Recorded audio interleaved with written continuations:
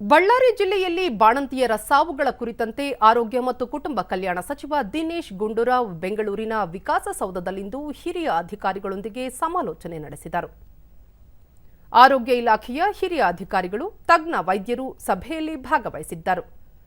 ಸುದ್ದಿಗಾರರೊಂದಿಗೆ ಸಚಿವ ದಿನೇಶ್ ಗುಂಡೂರಾವ್, ಬಳ್ಳಾರಿ ಜಿಲ್ಲೆಯಲ್ಲಿನ ಬಾಣಂತಿಯರ ಸಾವಿನ ಕುರಿತಂತೆ ವಿಚಾರಣೆ ನಡೆಯುತ್ತಿದೆ.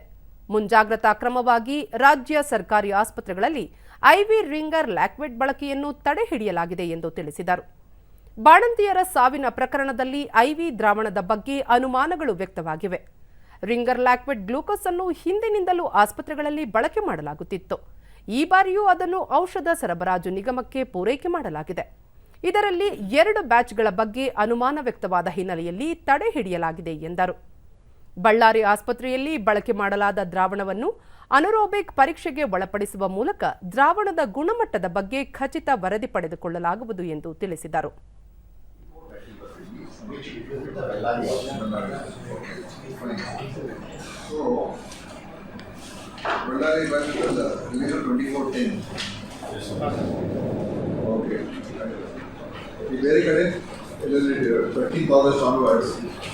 Any other